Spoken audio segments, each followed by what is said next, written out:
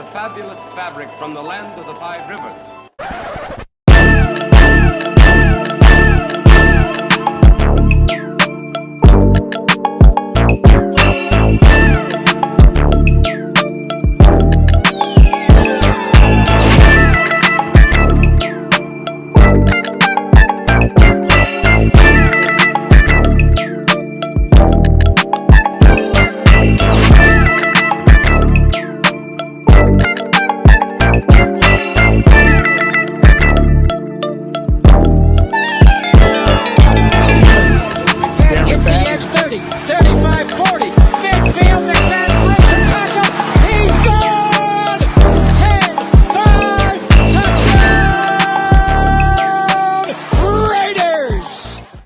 Years ago, when we came to Los Angeles, I really believed that the greatness of the Raiders would be in its future.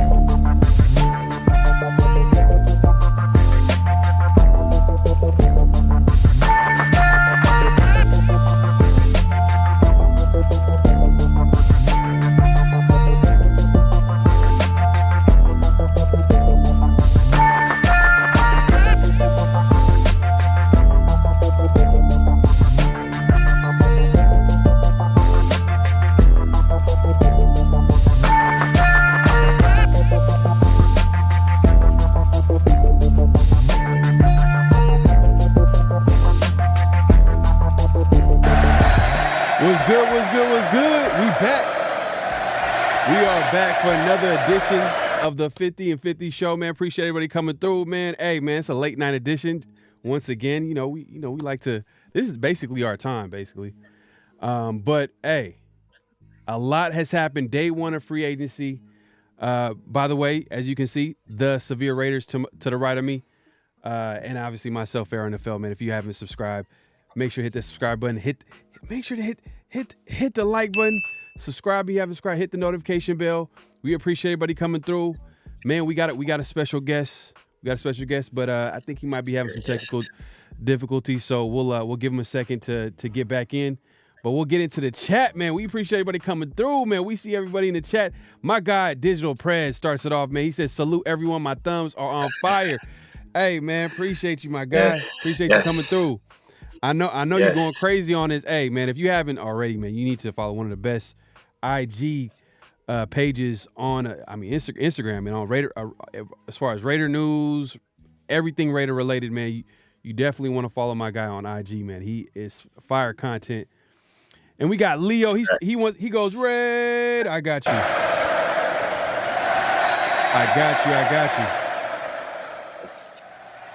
We got Daniel Kim, one of the great mods out here in Raider content creating right here. This guy's one of the best mods out there.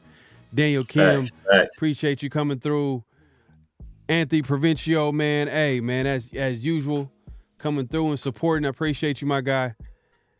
Derek Luden, he says, just win, baby. You know what? I got you, man. Just win, baby. I got you. Hey, Hey, Anthony, bro, just be patient. We got some.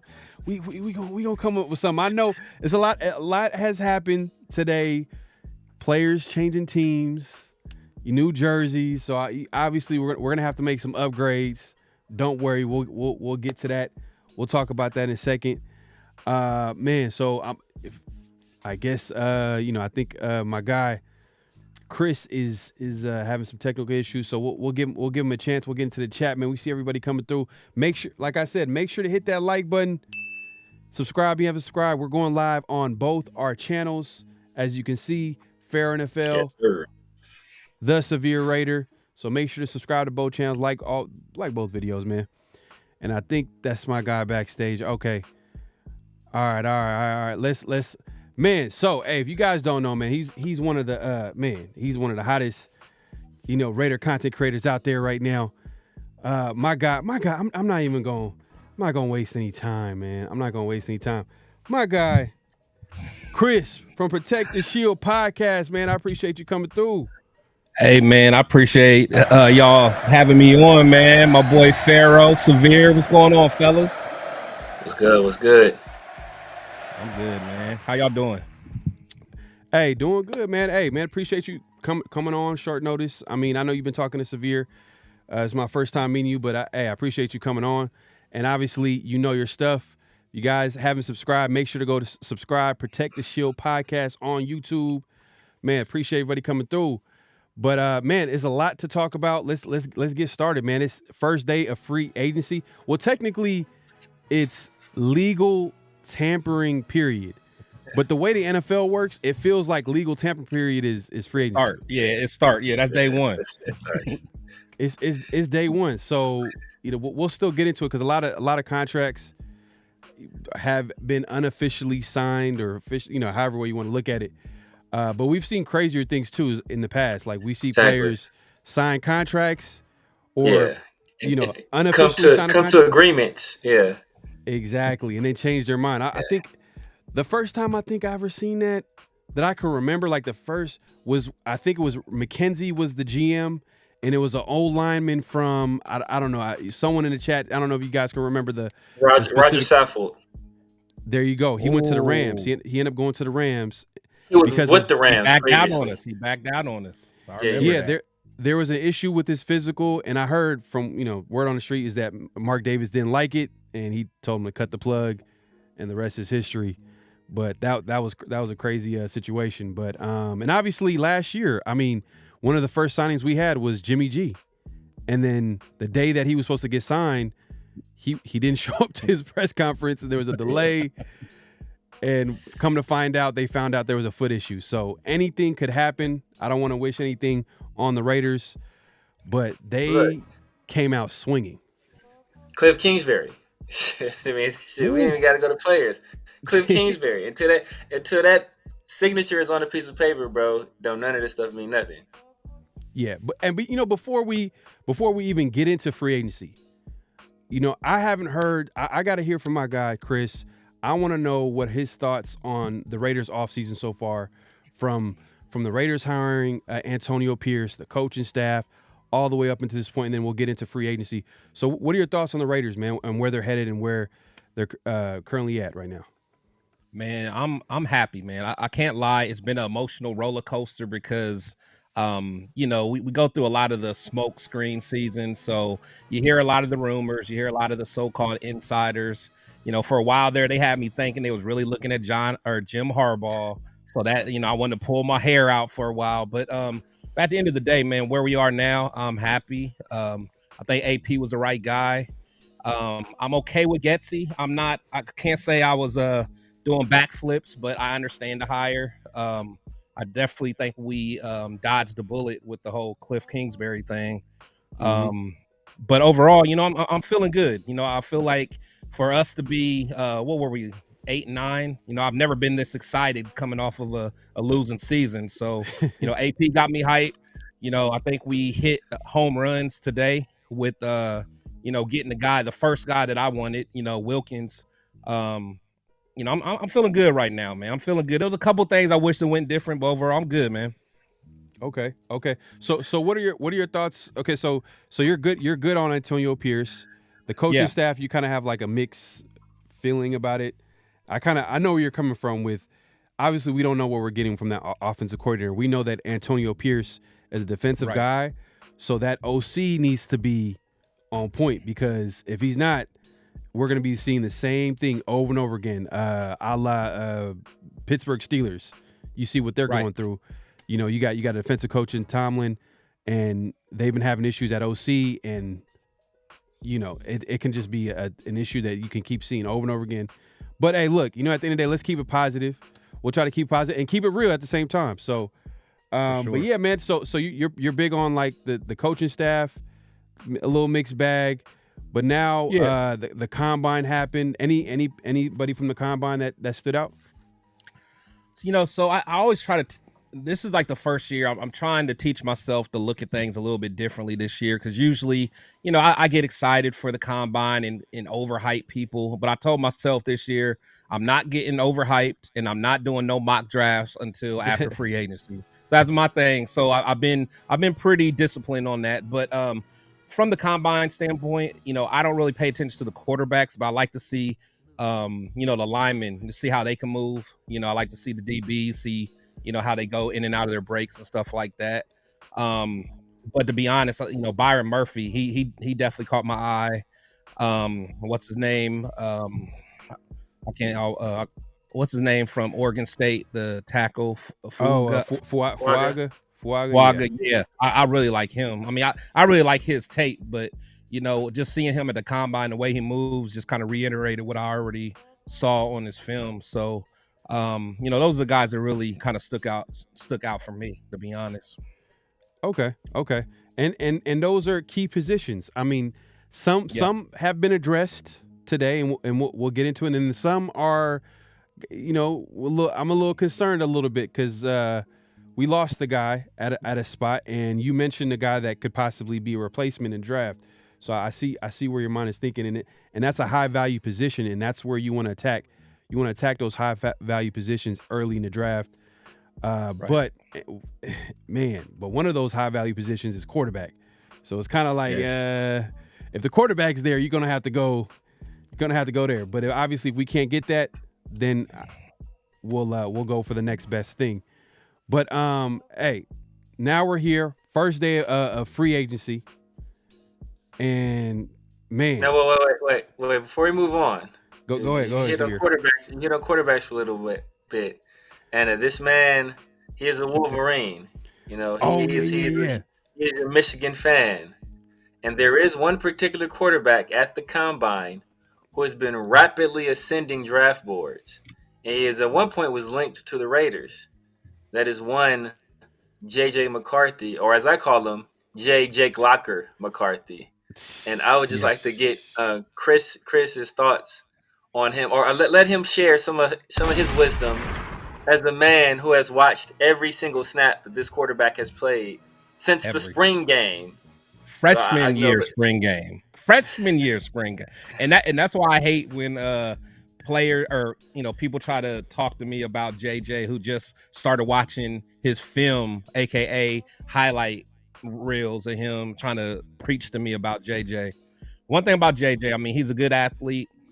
He'll be a good teammate. He is a good leader. But my thing, he's just still too green. You know, honestly, as a Michigan fan, I wanted him to kind of go back one more year, you know. But the thing with JJ is people don't realize Jim Harbaugh did his best to hide his flaws. And the way he did that was Jim Harbaugh made sure every year we had probably like a top 3 defense, at least the last few years had the top 3 defense, made sure we had a top offensive lineman, and made sure we had a top running game. And that's all he did. He hid behind Blake Corum and Donovan Edwards, and, you know, did all his stuff basically off of play action, you know, a lot of tight end stuff. And that's what he did. And I'm not mad at it because it worked, because we were able to really dominate. We were able to, like on 3rd and 7, it was okay. We could do a draw, you know, or we can still run a dive and know that our number 1 defense is going to get the ball back. But if, you know, he did not take many risks with JJ. That's why JJ's completion percentage was high, but when JJ was young, before he was even starting, they would try to bring him in every now and then. They would only bring him in, and everyone knew they was only going to bring him in if he's going to run like a speed option and he's going to keep the ball. They knew he wasn't going to put the ball in the air. As he got older, he started throwing a little bit more. But I mean, shout out to JJ, but he's just not ready, man. He's not ready. If he's going to be on an offense where he doesn't have a top running game and a top defense, he's going to get exposed quickly. That's all I can say. Let me say this. Do you see potential in JJ McCarthy? Do you see potential? I see potential, but you're going to have to give him 3 years. Okay. All right. Look at a Jordan Love, right? A Jordan Love. I'm not comparing the two, but Jordan Love has had time to develop. We seen what Jordan Love looked like when he first came out. It wasn't good. Yep. Right. And I'm comparing them because people fell in love of the traits of Jordan Love, like the big arm, athletic ability. Exactly. But as soon as you seen him on the field, you're like, ooh, this guy, I don't know. But he had the luxury of being behind Aaron Rodgers. He was learned from a great, worked on his craft, and obviously we see how Jordan Love looks here. He looks like he might be one of the best young QBs right now in the NFL. You can make an argument. But I'd push back on that. Push back on that because go ahead. Hold on one second. But then with JJ McCarthy, one of the biggest things they say, and I'm asking you because obviously you're a big time Michigan Wolverines fan. A lot of people like to say that Jim Harbaugh's offense is not quarterback friendly. If you've seen everywhere he went, he literally would run the ball. Yeah. And then he's like, okay, go ahead and make a pass. I need you to make a big time throw on third down in 7 or 8 or 6, whatever. Yeah. But in a quarterback friendly offense, they develop a rhythm with the quarterback. They'll give him some easy completions. Let him get hot a little bit. But with, in a Jim Harbaugh's offense, it's not really quarterback friendly. There's no rhythm. There's, I'm going to run the ball and play it safe, but then out of nowhere, it's going to be third down and 8 and 7, and you need to make it happen. You need to use your legs. You need to buy some time. And do you feel like that's a good argument, or do you just feel like, what, McCarthy is still kind of, he is what he is? No, it's a good argument, but the thing is, McCarthy fits that mold. So it was like it was a perfect match. If McCarthy had to be in a situation where it was always empty set and he had to just air it out, he would get exposed. He would be exposed because, for one, he's a one read guy. So if that first read isn't there, he's going to try to run. And in college, he's athletic enough to make that happen. But you're not going to be able to just outrun a Malcolm Koonce. So you're not going to be able to outrun a Max Crosby's and the Joey Bosa's of the world and all that stuff. It's just he's just not ready. But again, if the thing with him, whoever gets him, it has to be almost like a luxury pick where you don't need, like, you can sit him down. Like, for instance, if you can sit him down behind a Aaron Rodgers or behind a who else would Minshew? like a Matt Stafford or something like that. But behind who? Gardner Minshew? Oh, nah. Because I mean, look, we need somebody that can play now, I think. We'll get into Gardner Minshew and what that might mean, but okay, that's fair enough. And hey, man, shout out to Chris, man. Chris groupies are in the building, man. Hey, man, Shield Squad in the building. Got the Shield Squad. Man, appreciate you coming through, man. Yeah, and make sure. Yep, there you go, and make sure to subscribe to Protect the Shield podcast, man. Hey, you can find him on YouTube, and hey, we appreciate him coming through. But hey, Severe, you wanted to push back on what I had to say. Yeah, but I would not compare him to Jordan Love at all, man. Jordan Love had 2 seasons in college back to back where he went over 3,000 yards. I want to say he might have went over 3,500 yards both years. Yep. Both years over 400 attempts. JJ McCarthy didn't crack 3,000 yards in either one of his seasons. Didn't go over 400 attempts in either season either. So it's like, it's not really fair because Jordan Love's sophomore year, I want to say he threw for like 30-some touchdowns.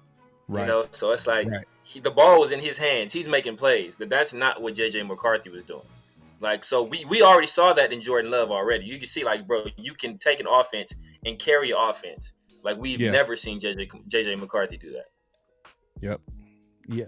So Chris, who do you compare McCarthy athletically? Because that's one of the things that people talk about, where he's athletic, he has a big arm, cannon. And I've seen him a couple of times. Like, I seen, like, it was a play where, the running back for the Wolverines had a huge run on the sideline, and literally McCarthy is running past him to make a block. So I'm like, man, this dude's pretty fast. No, he's fast. I wish he would have ran. I don't think he ran a 40, but if I would say athletically and build and everything, because he's not as thick as like a Steve Young.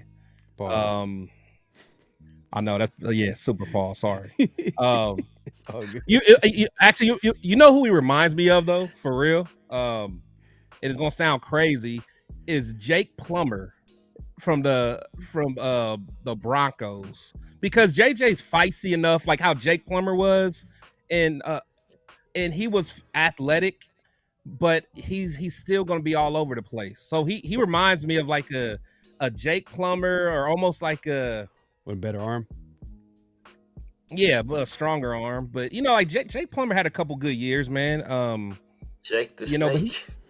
Jake the Snake, man. It was man, that comparison is ugly. No, but that's what I'm saying. That's why it drives me crazy when people are like, let's go ahead and rock with him. I'm like, okay, if you get him in the 3rd or 4th round, then maybe, but people talking about getting him at 13, they're wild. They're wild, man. Yeah.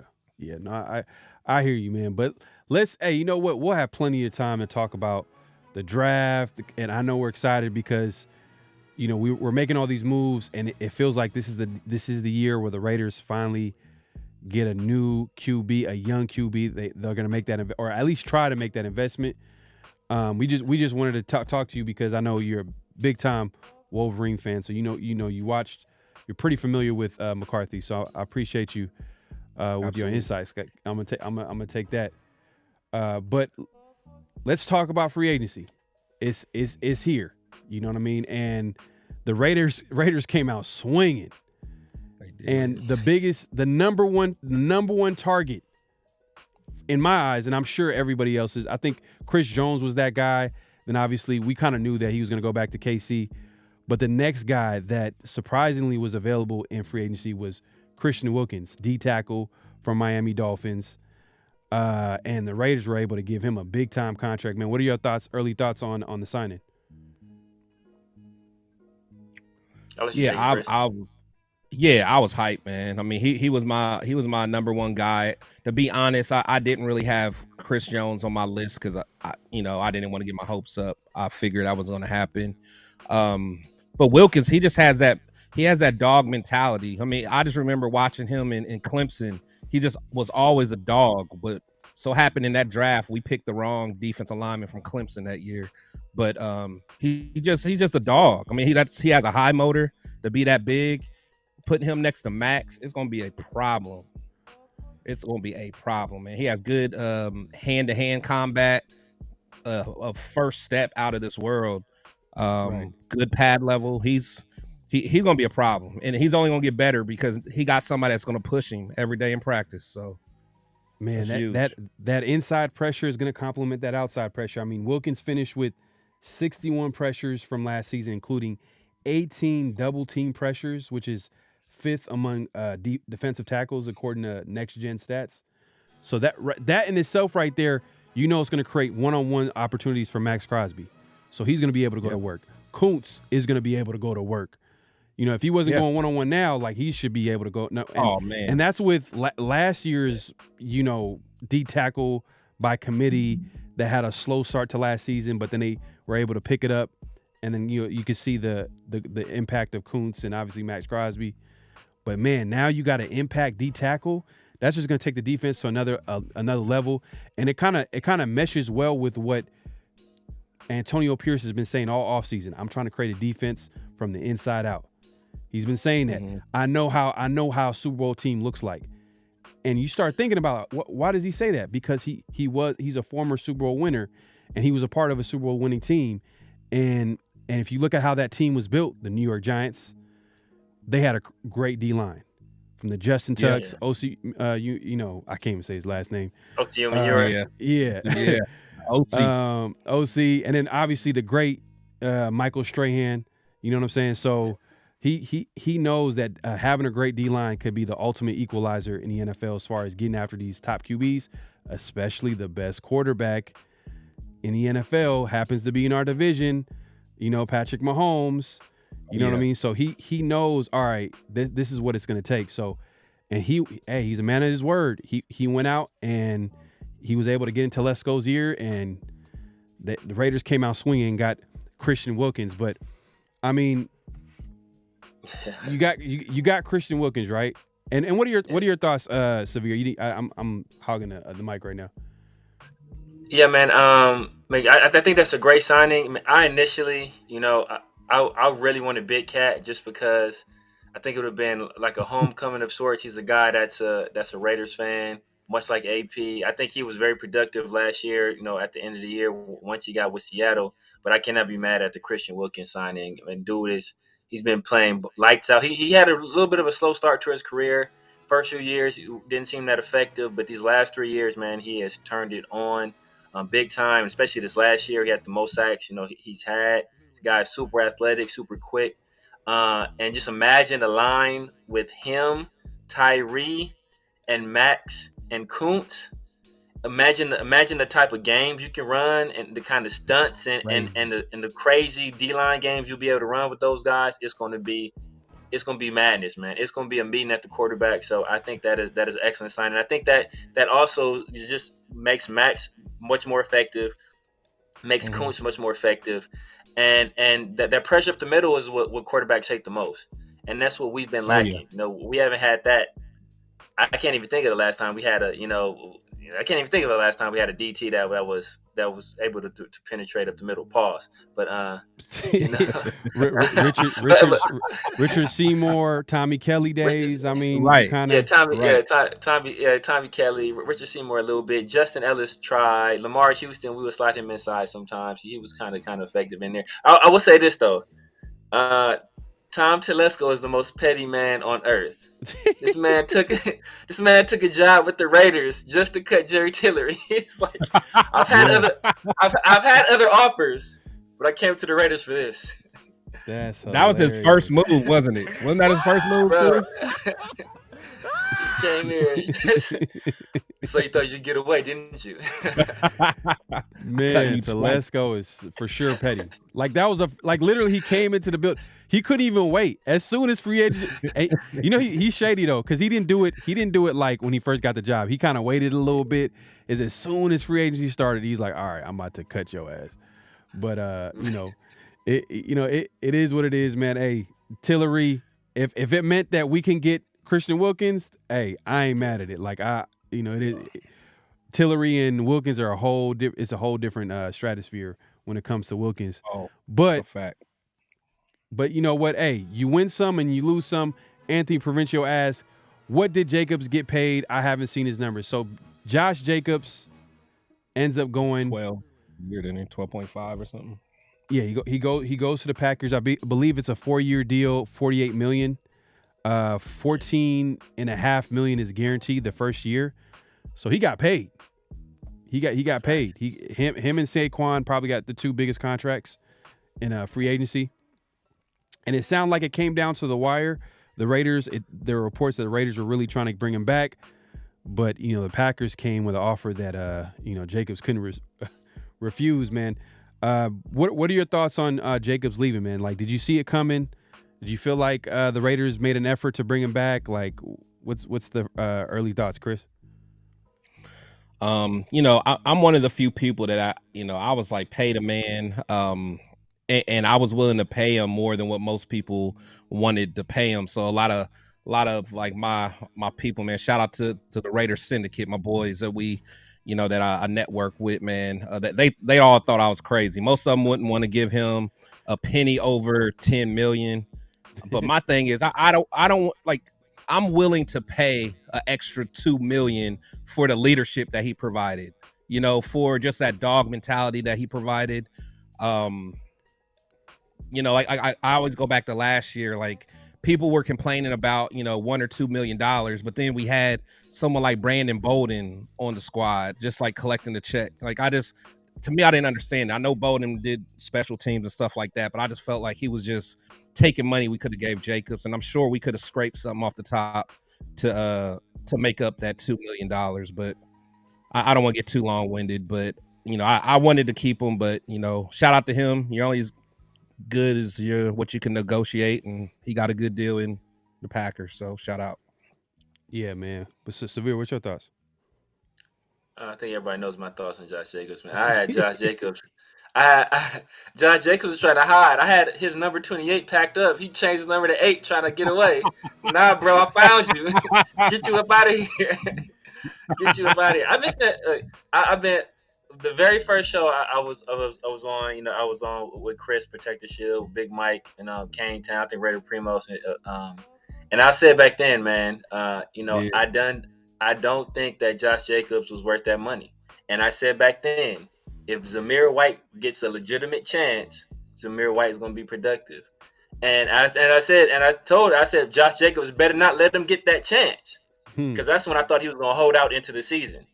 And I was like, if he gets that chance and Zamir White balls out, he's not going to be back with the Raiders, and that could severely hurt his value. Now it didn't hurt his value on the open market because somebody was willing to give him that, that 12 and a half. I think it's like, but the way they structured the deal is really like a 1-year deal with like 3 years of team options.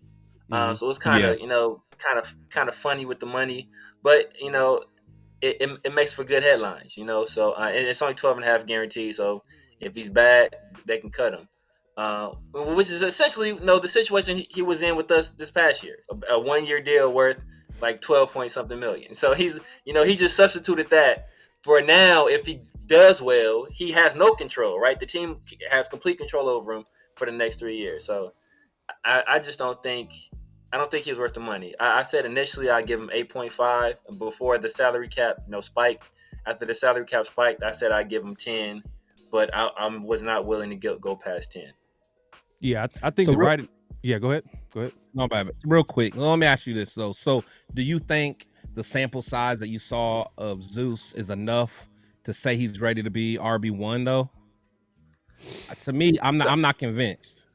Yeah, but that's why you have an off season. But I don't want an RB1. I want a committee. I mean, it's still a committee, but usually someone's going to get, the most carries out of it. You're okay with him being that lead guy though? I think against one of the best run defenses in the league, when our quarterback couldn't complete a pass for 3 quarters, he carried us to a win. When everybody knew we were going to run, he iced the game with Chris Jones on the field against Spags, against that defense. He iced the game for us with some big runs in that fourth quarter on Christmas Day in the cold. So I think he's a guy who he has the ability. I just think people don't want to give running backs the chance to get their rhythm. So you can't bring a guy in for 2 carries. He goes like 2 yards or may go 1 yard here. I'll be pulling him out, because generally what happens with these guys that run the ball, they get that, that 1 yard run, they get that 2 yard run, then they might lose a yard. But then that third one could go for 20. But if you pull him out before that third one, you never see that 20-yard run. So it's like, I don't think he was given a fair shot.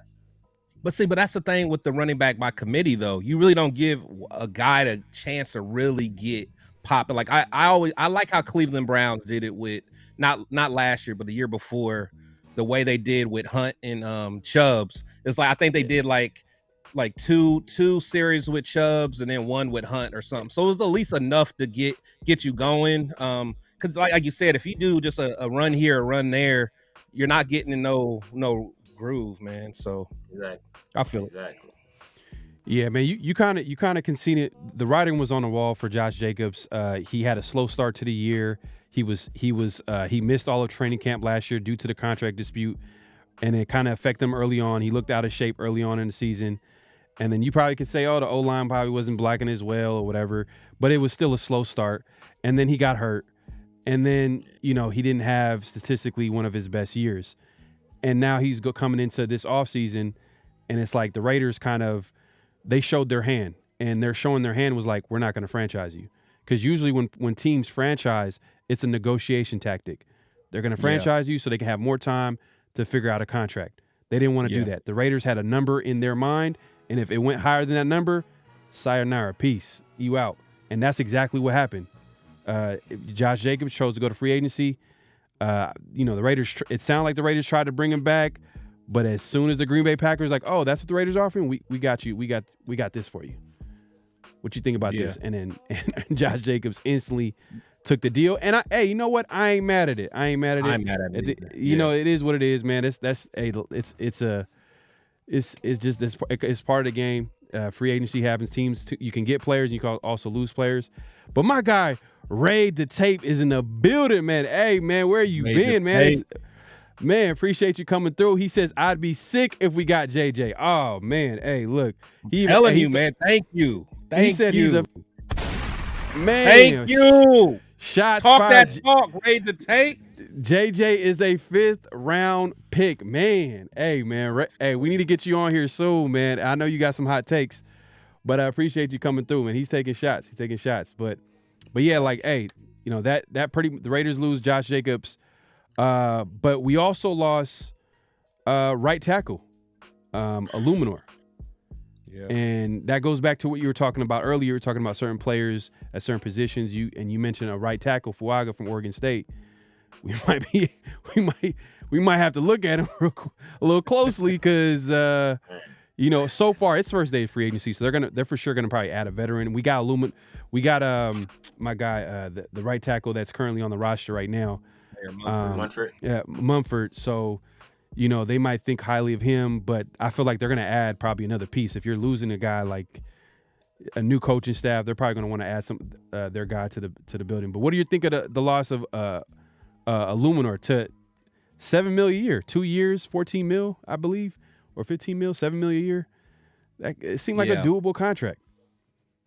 Yeah, I'm one of the few that's not mad at Illuminor, man. Like, I think he's, for one, he was the strongest guy on the team. I think he's progressed over the years. His biggest issue was just the mental mistakes, the penalties at the wrong times, especially I felt like he always was doing penalties in the red zone, to kind of take us out of, desirable down and distance. But, and plus I always thought he would be better at right guard. I just always thought he was just built for a guard over, being on an island out there at tackle. Mm-hmm. I don't think his contract was too much. I don't think he asked for too much. I think Carmen Brasillo over there in the Giants, valued him and, made him feel like he's going to be a piece of the future, and that's where he went. So I hate losing him. Yeah, especially with the tackle market. It's not really right. It's kind of top heavy a little bit, and that's being generous. I mean, Illuminor is probably one of the best tackles available outside of the tackle from the Cowboys who's available, but he's up there in age and he's kind of injury prone. So I don't know. He's available, but he's probably going to go to a Super Bowl contender, whoever that is, or we'll see, man. The Raiders. It's the first day of free agency. That's the one thing I'm concerned about is that tackle spot.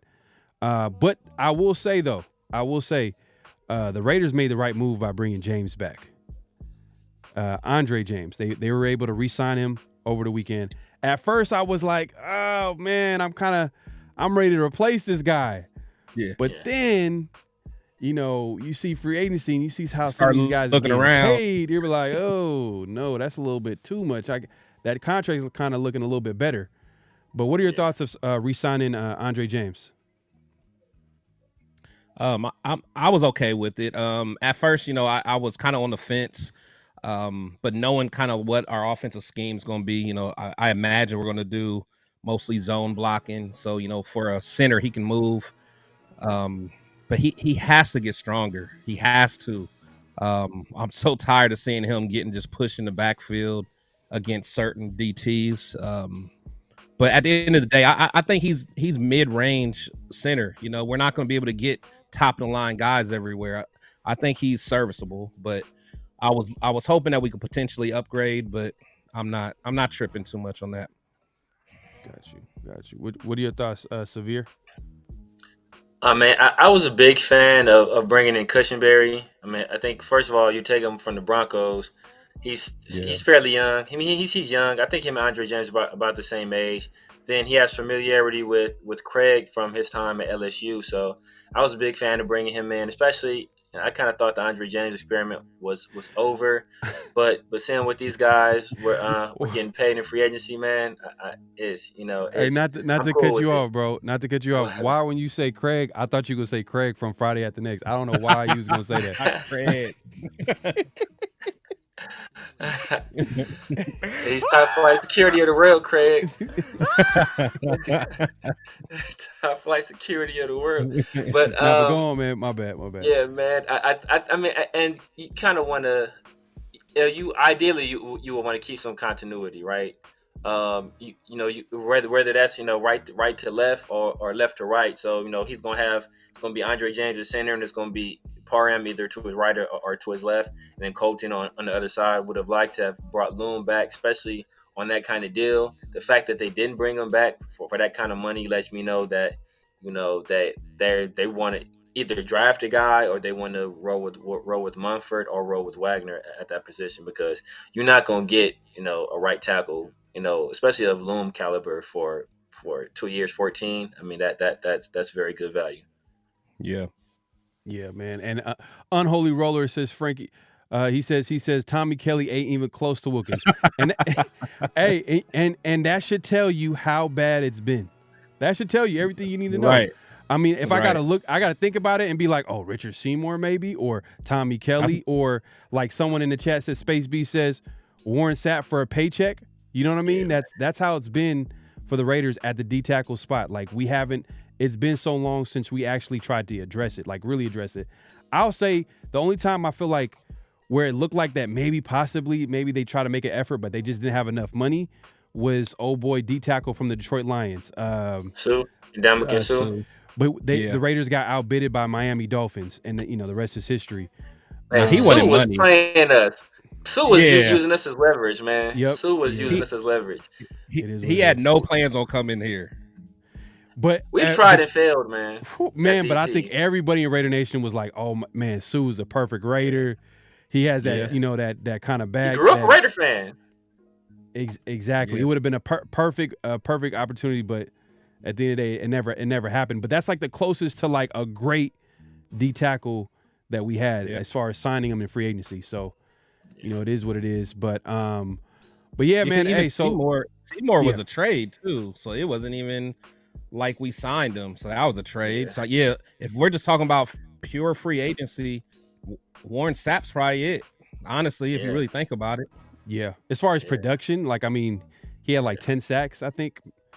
Around 8+ sacks. Oh, Sapp had a couple good years. But it's hard to judge because those teams are so bad. I'm not gonna lie. So bad. They had like Derek Burgess, and that's it. And Nnamdi. Yeah, Derek Burgess was a dog though, man. He was. Derek Burgess was fire.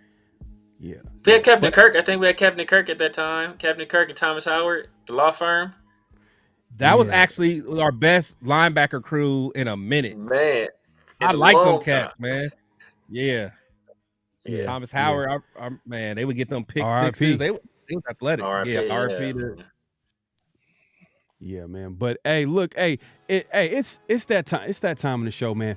Flag on the play, man. This is Severe's favorite segment, man. I always say that, but I love this segment, man. I love this segment. Offense. He was giving them the business. He was giving them the business. Hey, man, look. I think the biggest thing we can say that as a flag on the play is some of these players are getting overpaid, man. Did you see that contract that my guy Kirk Cousin got? Man, this dude. Kirk, that's my cousins. Kirk, that's my cousin. Okay, that's okay. All right, for sure. All right, Kirk, that's my cousins. But yeah, Kirk Cousins got another huge contract in free agency, and this dude's coming off an Achilles injury. Is he even going to play the beginning of next season? I mean, that type of injury. I mean, that's the injury that in my opinion, that's a whole different discussion. But that's a serious injury. Let's just leave it at that. But then you got that guard in that went to the Panthers that got paid $100 million. And just the guard market overall has been like crazy, and that's who was that Hunt? Yeah, Hunt. Robert Hunt. Yeah, Robert Hunt. The Dolphins. Yeah, and just the guards in general have been getting paid all over free agency, and then it kind of make so. What I was alluding to earlier when I was mentioning that the Raiders made the right move of bringing Andre James back was like they kept him at center instead of getting rid of him and moving Parham to center and then bringing in a guard, but the guard market. They kind of, and that's why you got to play chess. They seen it coming. Hey, shout out to Telesco, man, and Champ Kelly, man. They doing their thing, man, doing their homework.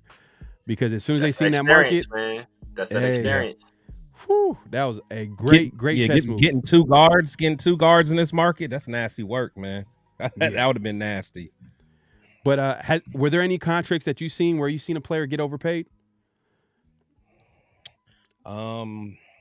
Yeah, I mean that Kirk Cousins was that really caught my attention because like I ain't want no parts of that at all. That was the main one that got me. No, I got you. Some people might say even Christian Wilkins his contract was huge. It was crazy, but he did get the thing is though he's a blue chip player, so it's kind of hard to go against that. But it's a slight overpayment, but that's one of the situations where if you want to take a guy like that from his team, you got to offer him a little bit more because you kind of got to lure him away. Yeah, he's the third highest paid DT in the league right now, I want to say, so it's a lot of money. I will say this before I get into this segment because we are talking about Kirk Cousins. I think he is one of the guys that got overpaid. How bad is Justin Fields has to be that instead of trading a pick for Justin Fields, they gave a 35-year-old coming off an injury all this money. How bad is Justin? I rest my case on Justin Fields. I rest my case. Oh, that's right. You don't like Justin Fields, do you? Yeah, if y'all just joining us, it's your first time watching the 50-50 show. This is the time of the show where Severe goes on his Justin Fields rant. So just be patient. He'll get through this. But go ahead. And hearing these rumors about Justin Fields, I swear to God, all this good grace that Tom Telesco is building up, if we trade, unless we trade like Hunter Renfrow for Justin Fields, I'll do that deal. But if we trade draft capital for Justin Fields, I'm out on the Telesco train, bro. I'm done. In a anything like market, a fourth? Nope, like nobody wants him. Like, they trying to give Justin Fields away. And people are like, nah, I'll roll Russell Wilson. Nah, I'll roll with Gardner Minshew. Nah, I'll take Kirk Cousins coming off this injury. Nah, I'll take Sam Darnold. Like, nobody wants this dude. Like, nobody. Like, I put like this. The people that got fired because of Justin Fields immediately got jobs. Matt Nagy got fired because of him, immediately got a job. Luke Getsy got fired because of him, immediately got a job. The Bears are trying to give Justin Fields away, and nobody wants him. They're like, hey, guys, we get it. It's not your fault. It was Justin's fault. Come on. We got a job for you. Well, hey, also, I want to mention this, too, about because we're talking about players getting overpaid, and Kirk Cousins was one of the guys that we mentioned. There might be a silver lining because Kirk Cousins goes to the Falcons. Falcons are picking number 8. And that's a team that was quarterback hungry, so they're off the board. They're not going to be drafting quarterback at number 8 in the draft. So now that's a plus for the Raiders. If they're trying to trade up and get to a spot, now that could be a possible trade partner for the Raiders. Or, you know what I mean, it just gets rid of it might be a silver lining here. And then another thing too as well, like go ahead, Severe, you about to say something? I'm about to say that silver lining could get immediately tarnished if we trade up to 8 and draft JJ McCarthy. Because immediately tarnished. Oh my God! Don't even put that in the atmosphere, man. Don't even put that. See? Nah, but we did lose Josh Jacobs, but this just happened not too long ago. I mean, I think a few hours ago. Zach Moss, a guy that I was kind of looking at like, ooh, the Raiders can get cheap, and bring him in. He ends up signing with the Bengals. You can see it on the screen, 2-year, $8 million deal, which is a great deal. But that led to Joe Mixon getting dropped, getting released. Is that a guy that the Raiders should target possibly? Or do you think that might cost a little bit more than what the Raiders should pay? No. I don't think Joe Mixon's going to be that expensive at all. In fact, Joe Mixon last year took a pay cut just to stay with the Bengals.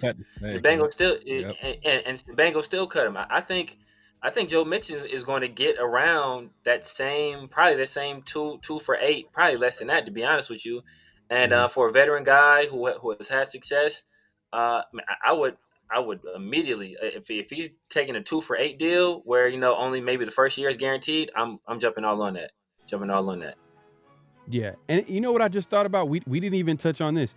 Backup QB or starting QB, however way you want to look at it. The Raiders signed him today. Gardner Minshew, the guy that is kind of bittersweet because he beat the Raiders in Oakland last game of the season. Derek Carr couldn't get the job done. But, it is what it is. But Gardner Minshew was the guy, that quarterback that played for the Jaguars at the time, to beat him in Oakland, last game in Oakland, man. So it's kind of like, man, this guy's playing for the Raiders. But he is a solid backup and a good example of what a bridge quarterback should look like. What are your thoughts on go ahead. I just want to chime in real quick. I saw something on the chat that must be addressed. And Justin of the DJ said, I better not let Justin Fields catch me in the streets. Now, if Justin Fields throws punches, anything like he throws footballs, I will be okay. I'll be all right. I'm good. Damn. I'm walking out without a scratch. If somebody standing next to me, they better watch out. But hey, man, this dude Severe, man. This dude Severe is not holding back today. He's not holding back. And part of it has to do with some of the rumors that were popping up today. The Raiders were possibly in talks and trading for Justin Fields, which I didn't get because it didn't work out with Getsy year one. So I don't know. It didn't really make sense, but I guess they checked on his market. And I think you would think that would take him out of, signing Gardner Minshew would take him out of the Justin Fields, sweepstakes, right? Yeah. My hope is that Gardner Minshew, like the money we signed Gardner Minshew for, I think that is a perfect quarterback room if we bring in a young quarterback. We got a veteran guy who's shown that he can take over for a fairly high drafted quarterback and have success with that team. Then we have AOC, who was with the team last year, kind of knows the dynamic of the locker room. Still, has some potential to mine, even though he's lacking, some of the athletic aspects that we want in the quarterback. And then if we bring in a young guy to learn at these two guys' heels, and both of those guys are fairly cerebral guys as well, I think that is a very good mix in the quarterback room. Okay. Yeah, man. So what are your thoughts, Chris? I can't lie, man. I'm one of them people that wanted to kick the tires on Russ, man. I can't lie. So, hey, man, I'm with you. Are you okay? That's what I'm saying, man. Like, to me, it has made so much sense. So I can't lie. When we let Russ go, I felt like we probably could have been more aggressive. But Gardner's our quarterback, so I'm going to support him. I will say I do like his I like his like grittiness. Like, he almost reminds me of like, he got like that Baker Mayfield personality where he's going to give it his all. He's going to leave it all out in the field every game. He has that, like I said, that grittiness to him. Lunch pail guy. So I'm rocking with him. Like Severe said, I think having just another young rookie in there with him, I think that'll kind of complete the room. But I don't know. I think we missed the mark with Russ, but I'm gonna rock with Gardner, but I can't act like I was super excited. No, I agree 100%. I think what makes me excited about Gardner Minshew is because you see the writing on the wall a little bit. You kind of see it as a chess move. You're like, okay, I see what they're doing here. They didn't really break the bank. It's kind of right there at that backup spot, low end starter, possibly a couple of starts here until the young QB gets ready. But you could tell it still frees them enough to attack quarterback at any point in the draft. And I think that's the big thing I get from Gardner Minshew. It's like we're still going after a young QB. It's not a contract like, for example, like a Jimmy G contract where you like, what are you thinking? Right. Like why are you giving this guy that was a terrible contract. Like why, but that's a whole different conversation for another day. But yeah, football guys take care of us on that one though. Whoo, man, thank God. Whatever he took that to get caught up, man. Me and Severe kind of are like conspiracy theorists. Like he might have cut a deal with Mark in the back room somewhere. Like, hey, look, just you'll get your money. Don't worry, you get your money, but we need you off the cap. Yeah, we need you off the cap. Take this dive, man. You take this dive.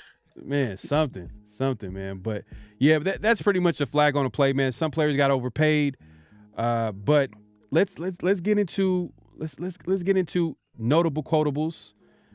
These are quotes that we find sound bites of.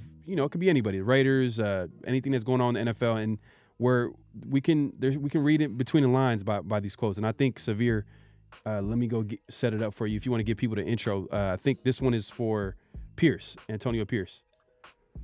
Yeah, man. So Antonio Pierce has been doing a lot of media. He recently did an interview, and the question that's always being asked of him, the question they want to ask is, who do the Raiders want at quarterback? They kind of, roundabout way of asking is they say, what qualities are you looking for in your starting quarterback? So this is him giving the answer to that question. I just want a leader. I want a guy that can lead, that wants to compete. I want a guy that's not afraid of a challenge, because this is a big challenge that we have in front of us, especially you got the world champs in our division again. You know what you got to deal with each and every year, as long as Patrick Mahomes in that division. And I want somebody that says, you know what, I want to go for that challenge, because that's the same way I look at it going against, those other 3 head coaches in this division. And then somebody that just wants to really compete. I want to see that competitive spirit in our quarterback. A guy that, when the game's on the line, he wants the ball in different ways, either making the throws, doing it with his legs, or, putting us in the right call. So those are the things I'm really looking for, those intangibles. I don't want to go with the unknown. I want to go with a proven winner and somebody that knows what it's like to grind and go through some adversity, because we're going to go through that. Okay. Uh-huh.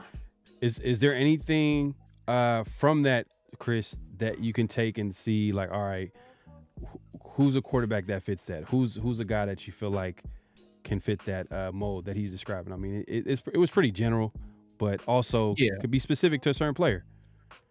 Yeah, I mean, we all know who he likes and who he wants, and that's Jaden. But but honestly, when you hear him just say that, I mean, I gotta admit, it has a lot of Gardner Minshew. If you're really listening to what he's saying, as far as like a top end competitor, and again, like, it's a Baker Mayfield type player, that's going to leave it all out there on the field. So it reminds me of those two guys, but I know when he's saying it, he wants that young pup, Jaden, man. And I think, I'm not, I'm one of the few that's not wanting to really just give up the farm for him, but I think it's going to happen. So, man.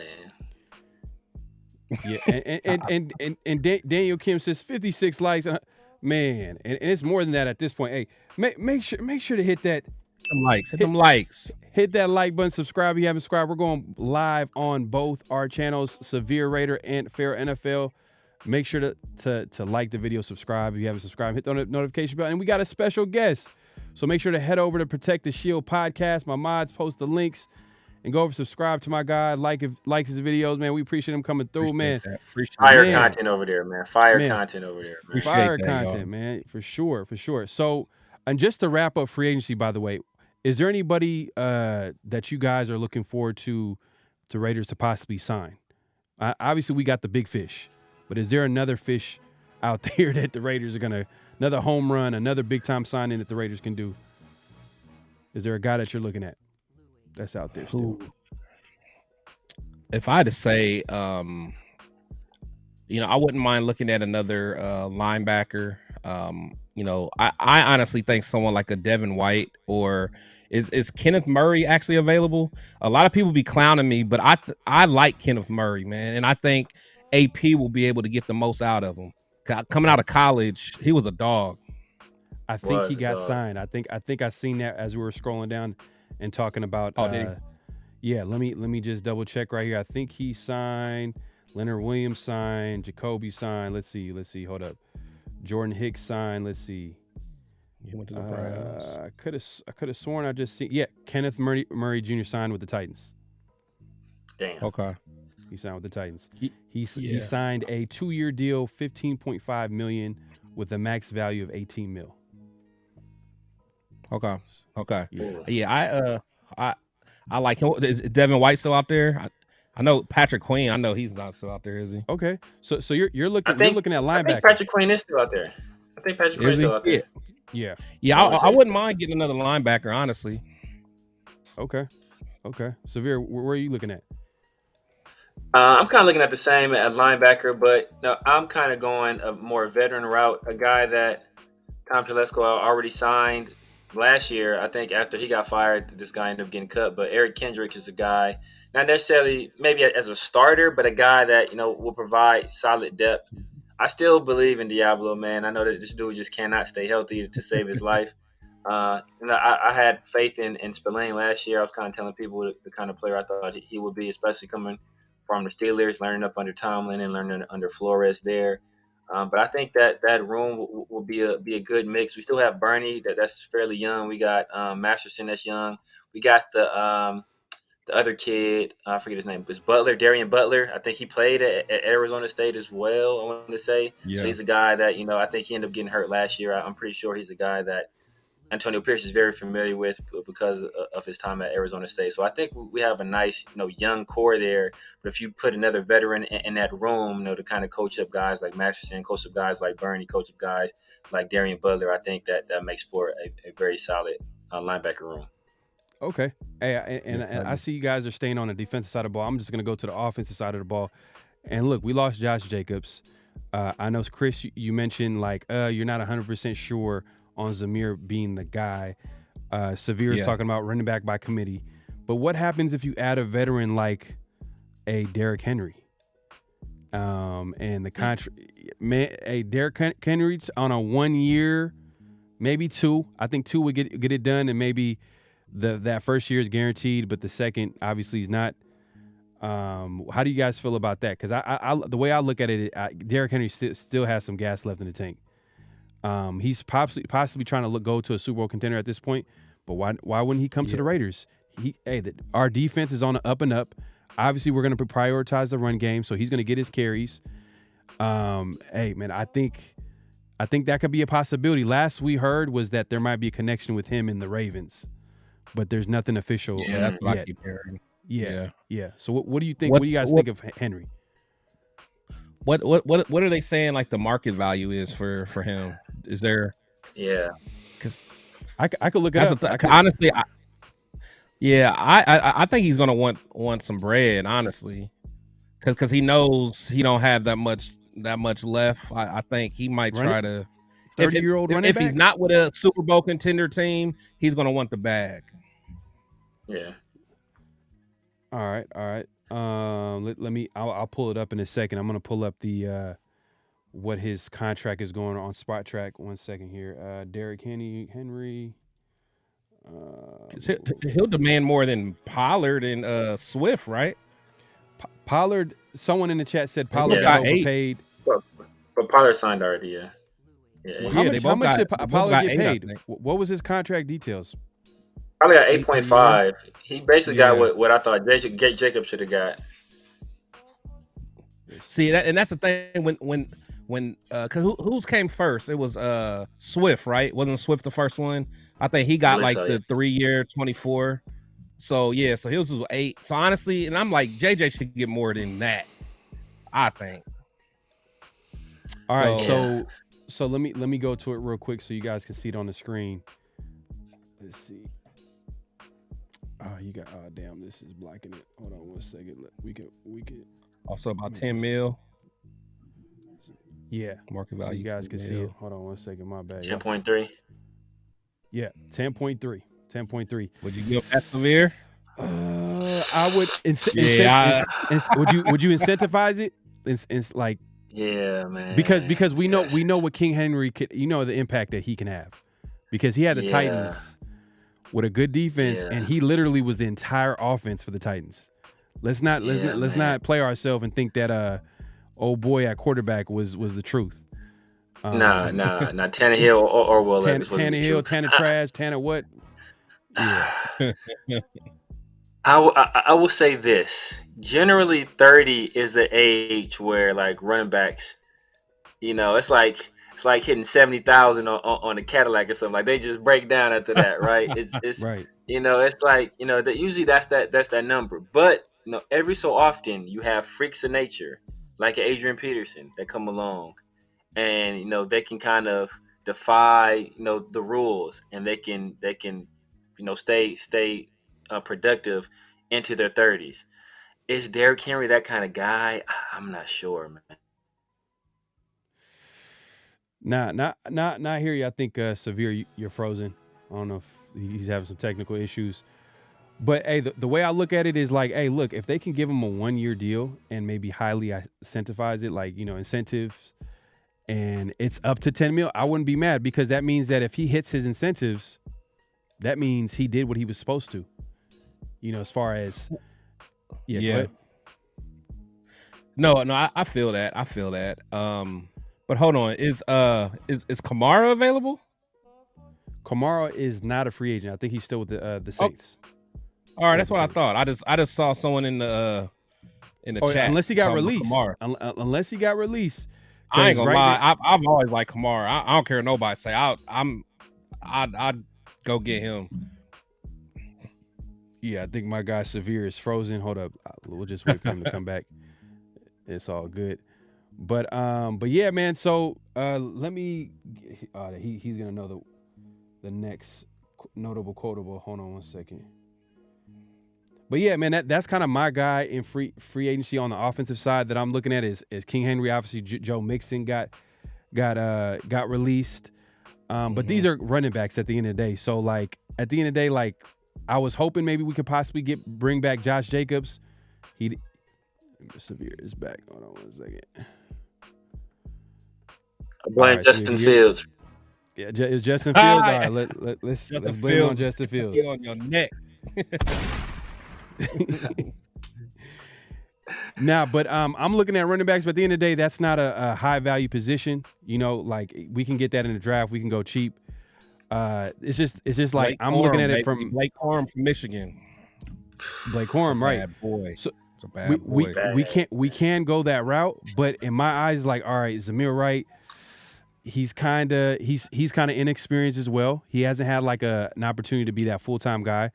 And Severe, you mentioned that, hey, look, at the end of the day, like running back by committee. So it kind of makes sense to maybe add if you're going to go young at that position, add a cheap veteran. Yeah. Henry probably wouldn't be cheap, but if he hits his incentives, that means a dude balled out. Yeah. You know what I'm saying? And it could be Joe Mixon. It could be Henry. It could be. I wanted Zach Moss because I knew that he could be cheap, and we seen what he did when Jonathan Taylor was out. Like he was balling. So I was like, oh, that's a nice little pickup, but it is what it is, man. But that was kind of my. Aaron Jones got cut. I say something. Oh yeah, Aaron Jones. That's a good one. Aaron Jones got cut. Yeah. I think he'd be side. It hasn't been talent wise. The talent is there. He just hasn't been able, to really stay healthy. But as soon as he got in, I think he's gotten to the playoffs. That first game, he was cooking. Yeah. True. So let's move on to the second notable quotable. If you want to give the people the intro, Severe. And I don't know. We just kind of made, speculated who we thought that AP was referring to in that quote, and I think that quote, I think it does fit Jayden Daniels fairly well, but I think it also fits my second quarterback. And the key word there you talked about was adversity, and this is a guy, I don't think there's ever been a player at the college ranks who's faced more adversity than this particular quarterback. And Bruce Feldman and Rich Eisen, they talk about this guy here. I thought he was great against Michigan. Michigan obviously had a terrific defense. I think he also got his ankle stepped on, unfortunately for him, at the very beginning of the second half. I'm wondering how healthy he was for the rest of the game. But that dude can figure out a defense pre-snap really well. I mean, he's using his experience very well. I don't know, man. Raiders sitting there at 13. You got the Saints sitting there. Don't overthink it. Don't overthink it if you're them. Right? I mean, I think he's awesome. The other thing I love about him is, and we talked about this probably a month ago, of all the guys, especially the quarterback position, usually, and DJ and I talked about this because this is a story I did and I interviewed him for it, was Penix faced real adversity that really shook him for a minute. And he came through the other side. He's really candid talking about it. And he's faced it and dealt with it. I thought he was great against Michigan. Michigan obviously had a terrific defense. All right, so he's talking about Michael Penix, Washington Husky QB, who's had his issues with injuries, but it's said some good things here. But what are your thoughts on this, Chris? I like Penix. I do. I don't see how they could say he played good against Michigan. We stepped on his neck. I mean, I felt bad for Penix at the end of the game, man. The way he was just limping, like I felt like we done broke his rib. I mean, we was tearing that boy up. But the thing is, he kept getting up. I mean, he kept competing. People bring up his injuries. I mean, but that was a few years ago. But as far as like arm talent, he can make all the throws, the whole route tree. He can hit all those. So, 13 though, I don't know if I can get him at 13. I might have to trade back to be quite honest. Unless the quarterbacks go crazy, like they like really. But 13 is kind of early for me. Yeah, especially because he's more of a pocket passer too, as well. Like he's not as dynamic as some of the other guys. Obviously, we could talk about his arm, and he does have a good arm. He throws a good deep ball. There's his injury history, but he's more of a pocket passer. And then you got the injury history. It's like, like I don't know if there's a good combination. I like a quarterback that can move, and I think that's the direction I feel like the Raiders should go. We gotta. Hey, the NFL is getting faster, more athletic as years go by. The defenses are, these DNs, these pass rushers are super athletic. You want a guy that can stay back there. I know you mentioned that he's tough, but at the same time, like you want a guy that can get out of that a little bit, can create some time and be able to make that part of his game. And in his game, I'm not 100% sure. I'm not 100% confident at 13. Maybe in the second round, or maybe if we trade back into the first, then I'm like, okay, we addressed. Later in the first. Yeah. Addressed another position. You mentioned right tackle. That's a good position. Maybe corner. Who knows? Because that's another spot too as well. Like we didn't even talk about as corner.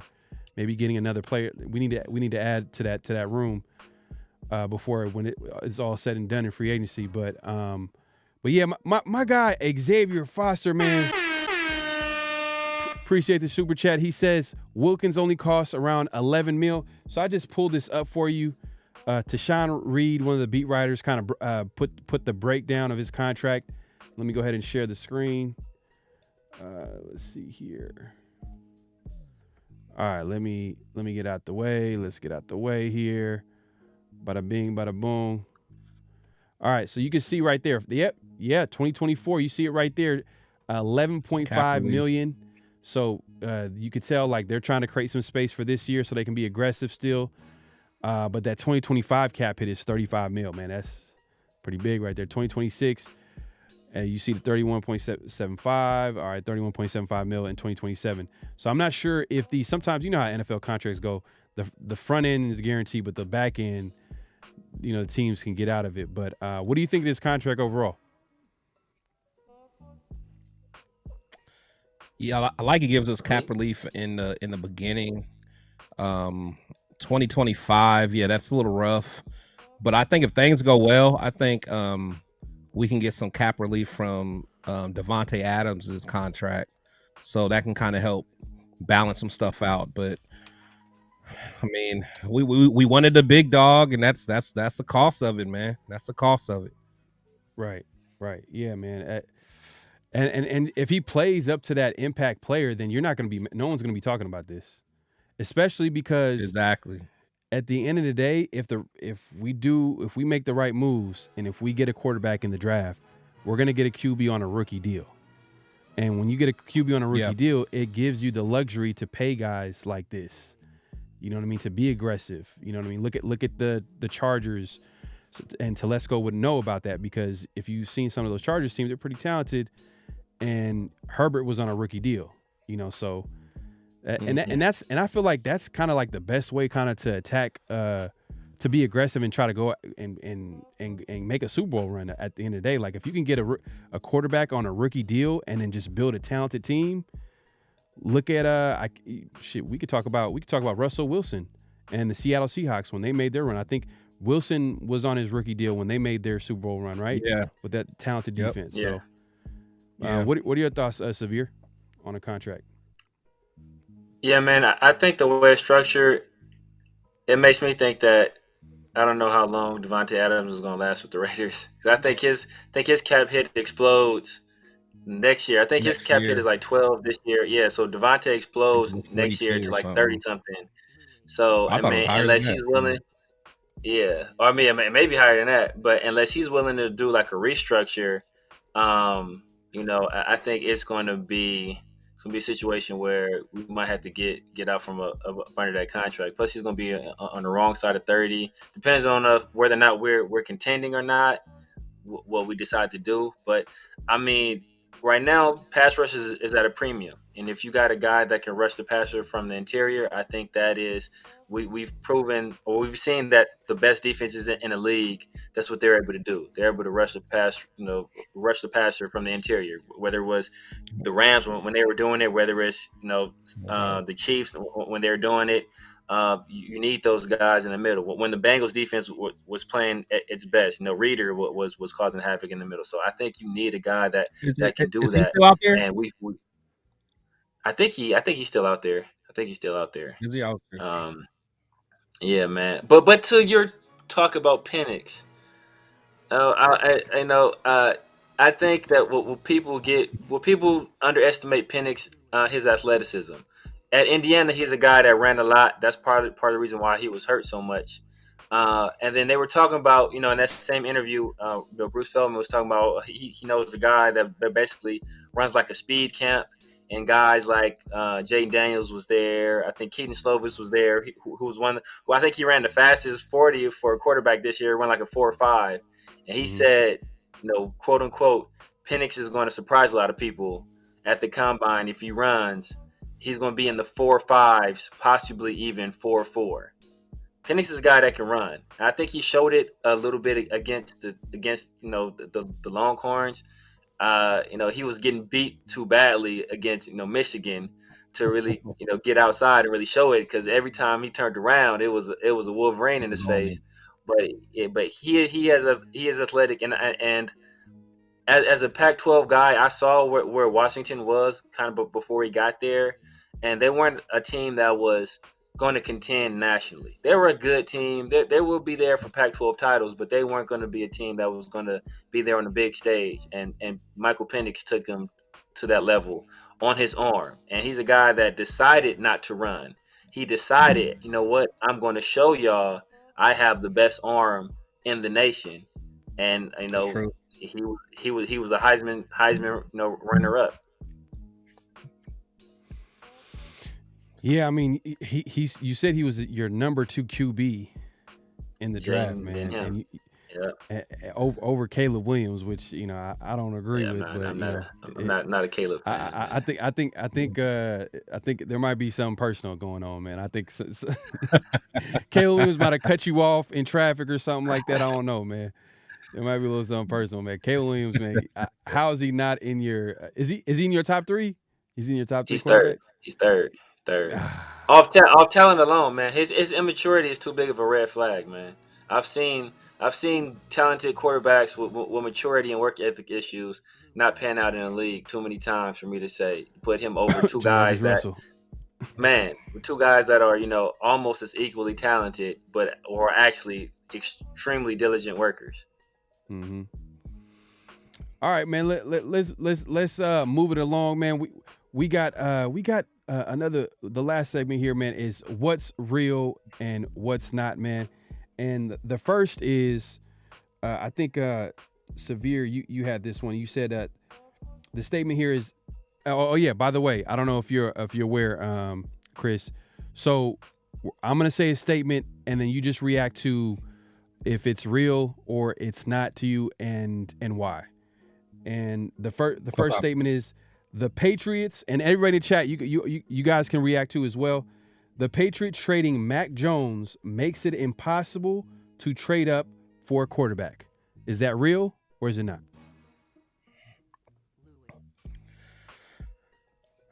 I don't think it's impossible, but it's gonna be tough.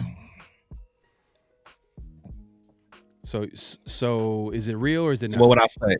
Yeah, so what I'll say, it's so I'll say it's not real. It's not real. So you feel like there's still an opportunity to trade up, Yes, even though even though the Patriots traded Mac Jones. Okay. Yep.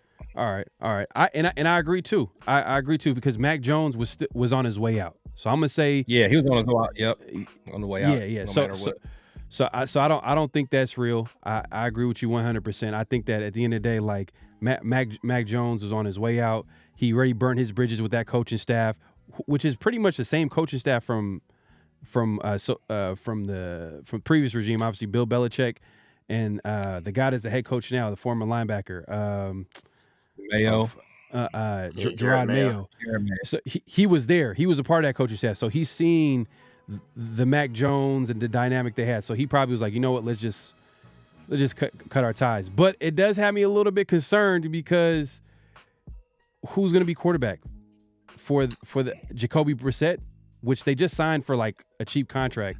So that's not something that we're going to like look and read in between the lines. So I think it doesn't close the door, but at the end of the day, I think it does make it seem like the Patriots might go quarterback at 3. But what are your thoughts, Severe? The door isn't closed. Well, the door is closed, but the door ain't locked. I would say that. The door is closed. The door just ain't locked. So if we come with if we come with something like what they call the Godfather deal, is like an offer you cannot refuse, and this would have to be a draft.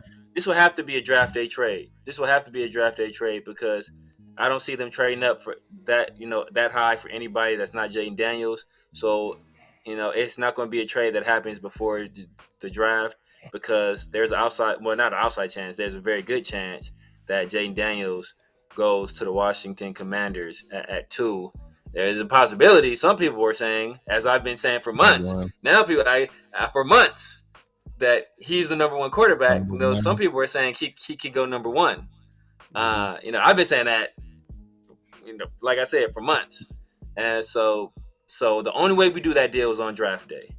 And it had to be like a blockbuster, like give up everything but the kitchen sink. Mark Davis gonna have to throw in some Al Davis jumpsuits in that thing. He gonna have to throw in some. He gonna have to give up everything, and even then, if they are dead set in their belief that they're passing up on a franchise quarterback, they may still say no. That's how important the quarterback position is in the NFL. Yeah, no, facts 100%, man. But at the end of the day, they're a team that has a lot of different. This is a full rebuild that the Patriots are going to go through. So if the Raiders come up and be like, "Hey, you're offering a deal that they can't," that could happen. So it's not gonna be a situation where the Raiders are going to be outside of the top 3. But it's just like, man, like we're kind of hoping that a team doesn't draft a QB at the end of the day. Like we want to get to that top 3 spot, but once you start hoping that a team passes the QB, that's kind of how you know that, all right, most likely the top 3 guys are going to be off the board by pick number 4. But we'll see. But the next what's real, what's not statement is Josh Jacobs never wanted to stay with the Raiders and just wanted the money. Is that real or is it not, Chris? Not real. And why? Yeah, because I I think ultimately he wanted to be a Raider. I think that was kind of the plan, especially when they got AP. You know, I really think he wanted. I do think the way the situation kind of played out this past year, it probably, was a little, probably got under his skin a little bit, but I think he wanted to be a Raider. I think he when he got that tattoo, he meant it. I think he wanted to be there with the rest of his class that's left. I think who was there? Max. Only Max is really there. But I think he wanted to be a Raider with Max. Honestly, he took pride in that. He embodies what a Raider's about. But it is what it is. Yeah. Severe, what you got? He don't like Josh, man. It's all about the money, man. It's all about the money. And you know what, man? Josh is the ultimate dude that like blames everybody else. Like he's like the last time he was out here, he's like, man, dudes ain't showing me no respect on these contracts. Basically, dudes ain't showing us respect in these contract negotiations. And they offered him 3 separate deals. He turned it down, long-term deals. He turned it down to be on the franchise tag. This time around, the Raiders are negotiating with him. He's saying all summer, oh man, we got AP here now. Things are different, yada yada. It's basically insinuating he's going to willing to take less money to come to stay with the Raiders because Antonio Pierce is the coach, right? He said if those last dudes was here, he wanted to break the bank, or he didn't want to be the hero. Well, bro, you was trash last year, so obviously you wasn't the hero. You're gonna be in the committee with Zamir, so you're not gonna be the hero, and you got the coach that you supposedly love. They came to you with the multi-year deal, and you turned it down again, and then said, whatever subliminal message he sent out again, like, oh, dudes ain't showing me no respect. Like, bro, ain't nobody showing you no respect. How come both sets of GMs ain't showing you no respect? Like, at what point, when is it you? If you saying both dudes is not showing you no respect, like, they both offered you multi-year deals that you turned down. We don't know what they offered, though. We don't know what they offered. Yeah. I know it wasn't no 12.5. Somebody getting slapped for that. Yeah, that's definitely not real, man. At the end of the day, man, Josh Jacobs, he wanted to stay a Raider. But the other side, too, is we weren't in the building. We don't know what was offered. We don't know how the contract negotiations went.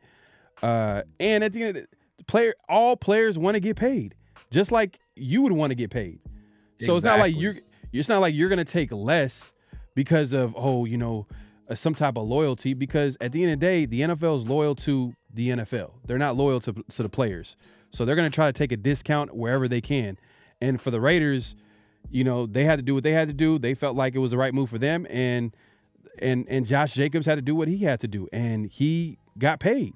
And it looked like it went down to the very end. Like there was a possibility that he was going to come back to the Raiders. But when a team like the Packers comes in and basically offers him $50 million for 4 years, Josh Jacobs is not going to say no to that, especially a running back where he knows that he's not going to get a second contract like that. It's not like the NBA where, they'll take a discount here, but they'll get paid on the back end on a later contract. Yep. The NFL doesn't work like that.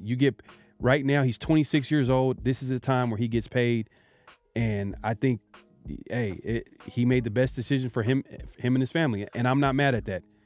Man, the guy has a Raider tattoo. I think Cleveland Farrell and Max got Raider tattoos, man. Like, it don't get Raider than that, man. They're committed. They love the fans. They love Raider Nation. They love being a Raider. It just, at the end of the day, the NFL stands for not for long. So it is what it is.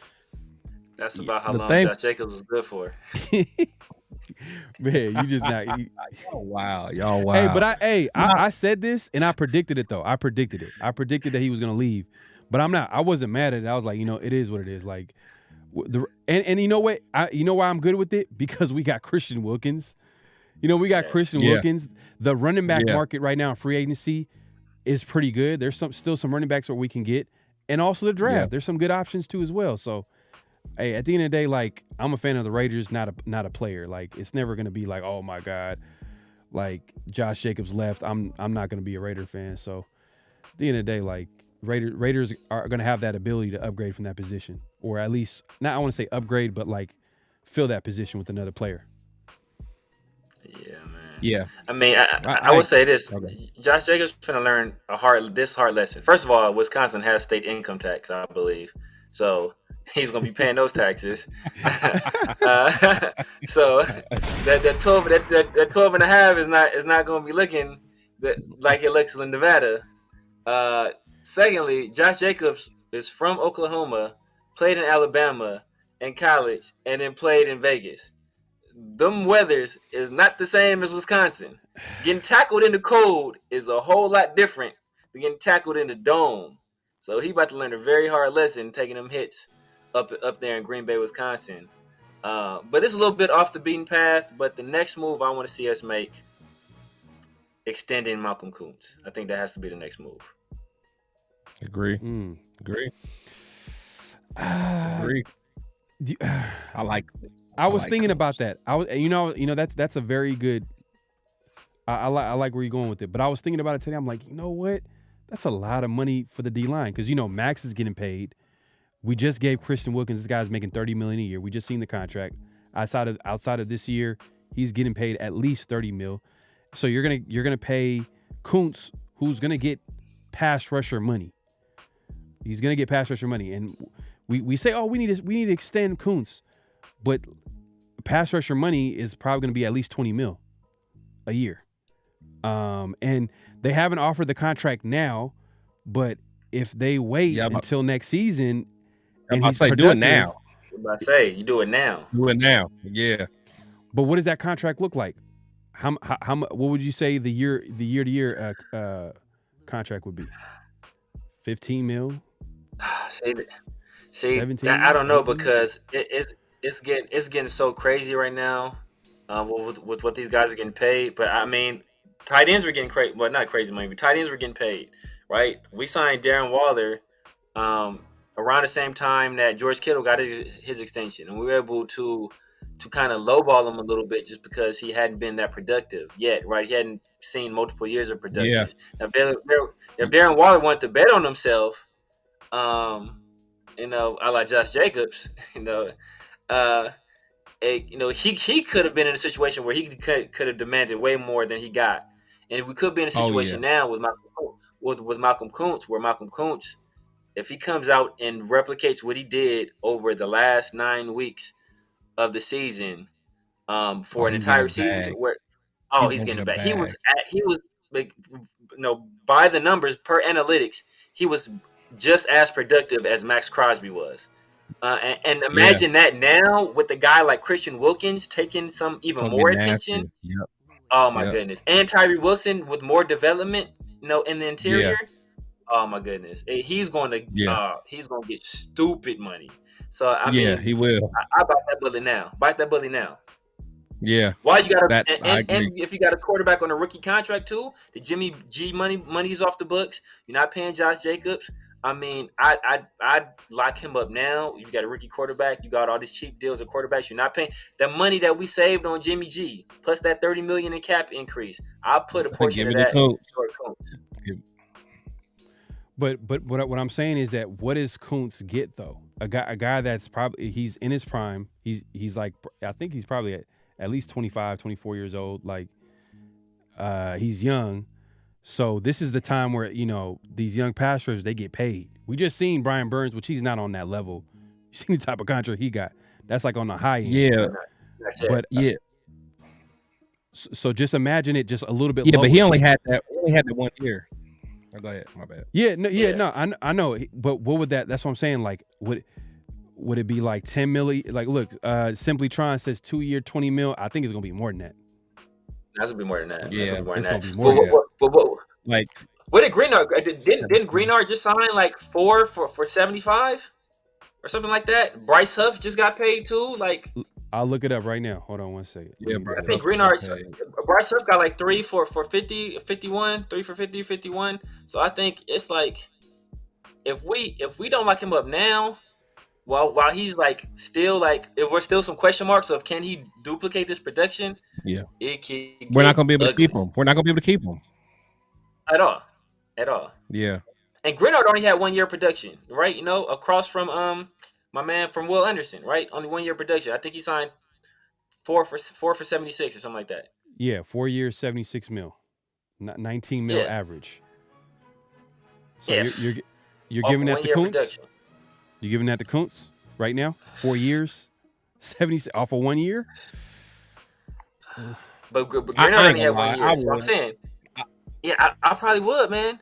I probably because you I would too. think about it, it's only gonna get more expensive, man. It's only gonna get more expensive. I would. It's only gonna get more expensive. If Telesco is slick enough, I would if you give him that contract, let there be out early in the contract, just in case he just falls, face first, and is not productive or whatever his injury. Then the Raiders have leverage to be like, let's tear this up and renegotiate this contract, or we're gonna have to go a separate way because we didn't think you were gonna be this bad with Christian Wilkins on the inside of Max Crosby. Like, would you say like maybe possibly getting out early in the contract because 4 years 76? Pull a Reggie McKenzie. Huh? Pull a Reggie McKenzie. Oh, Pull a Reggie hey, McKenzie. I love Reggie McKenzie contracts. I love The Reggie McKenzie. trap door. Whoo, man. All those bad contracts we were able to get out of. That's what I love about the McKenzie contracts. Like, even though he missed on some contracts, which you're going to do, not all these free agents are going to come in and ball out. He was able to create an out, and hopefully Telesco learned from his mistakes with the Chargers, and he was able to at least make these contracts a little bit team friendly. But yeah, man, that's the thing though. It is kind of a gamble with Koonce is if you give him all this money right now, it could, and he's only had one productive year, just 1 year, and he literally got hot near from the second half of the season. It wasn't even the full season. It was like the second half of the season. That's just my thing.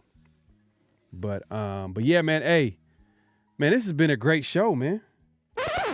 It's you know what I'm saying? It's been a great show. We just had a lot to talk about, man. First day of legal tampering, free agency. Let's just say free agency. And the Raiders, like we said earlier, came out swinging. And there's more moves left, man. There's still plenty of time left. There's still a lot of time left for the Raiders to make some moves. We appreciate everybody coming through. Make sure to hit that. Make sure to hit that like button. Subscribe if you haven't subscribed. Hit that notification bell. We are going live on both our channels, me and Severe, and our special guest, Protect the Shield podcast, Chris. Man, go over to his channel on YouTube. Follow him all over social media. But most importantly, go to his YouTube channel. Subscribe to his channel. Man, the dude got fire content. Make sure to like his video. Subscribe. Do all that good stuff. My mods, make sure to post the links. Man, and we got some shield people from your channel coming through and showing some love too as well, man. Shield Squad, man. The Shield Squad in the building. Shout out to the Shield Squad, man. Appreciate hey, man, we gotta. Hey, man, I'm kind of jealous, man. We gotta get a name for the people in the chat out here man. too as well, man. You got the Shield Squad over here. We got some over here. You know what I mean? We got hey, man, it's gangs everywhere, man. We got the Field Squad. The Field Squad. Hey, that definitely ain't Severe. Severe ain't no Field Squad for sure. Right. He don't want no parts of that. But yeah, man. But any last thoughts, man? And anything Raider Nation, like what should Raider Nation look forward to, man? Chris, like it's first day of free agency. Like I said, the Raiders hit a home run.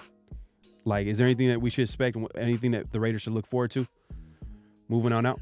Yeah, I think we hit the home run. But I think as we go on the next couple of days, that's when you start seeing some of them deals. You can start catching some cats on a discount. As we get closer to the draft. But just keep your eye on those linebackers. I definitely want to see what we're going to do with the linebackers. I want to see what Mixon does. I ain't gonna lie. I'm not gonna shut the door on Mixon. I wouldn't mind taking a look at that. But overall, I think we just need to look at depth at this point. And just figure out what we're going to do on this offensive line. So have a good plan there. Yeah, facts, man. Severe, what's your last thoughts on the team and what Raider Nation should expect moving forward in free agency and obviously the draft is around the corner, man. It's a month away, a little bit more than a month away. I think it's like end of April, so we got some time to talk about that as well. But like, what a Raider Nation should expect moving forward with free agency and beyond. I mean, I think right now the Raiders are just trying to do what they can to make sure that they aren't going into the draft with any glaring needs. You know, we kind of locked up the defensive tackle position. I still would like to see Adam Butler come back. I mean, I loved what he did, you know, this previous year, and he acted as a mentor for Tyree. You know, I think we need to shore up corner and maybe get a veteran linebacker and do some work at the guard position. So now over the next few days, I think, you know, this is where the GMs make their money. On the first day, it's kind of easy going after those big name guys. But you know, over the next few days, when you know we kind of bargain basement hunting, that's where the GM really, you know, they really show their worth. Hey, Raider Way, man, I appreciate the effort, man, but we can't. I can't do it, man. I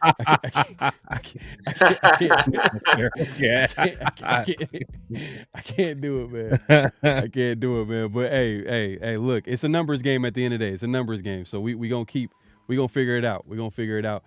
But yeah, man, hey, as you can see on the screen, man, subscribe to Protect the Shield podcast, man. My guy Chris, man, I appreciate you coming on.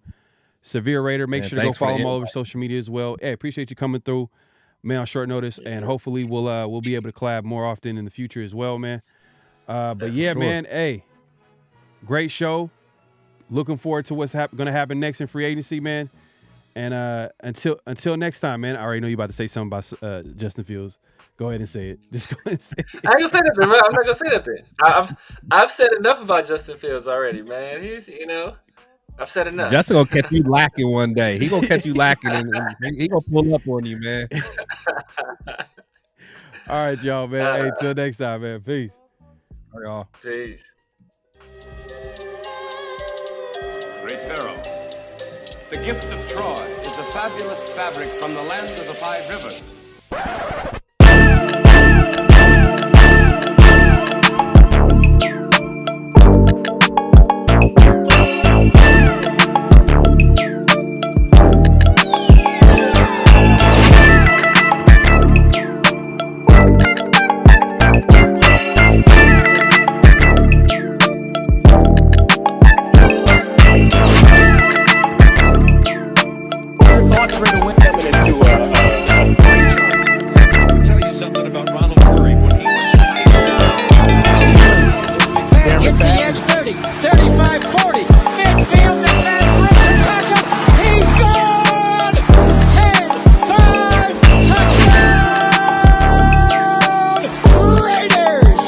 Believe that the greatness of the Raiders would be in its future.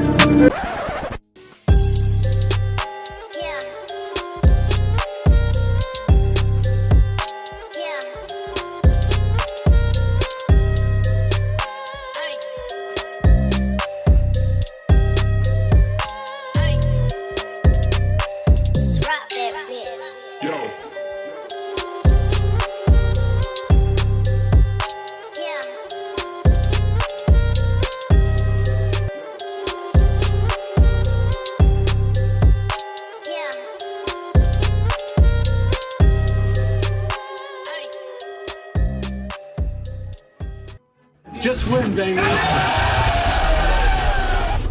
Hello? You play to win the game. You don't play to just play it.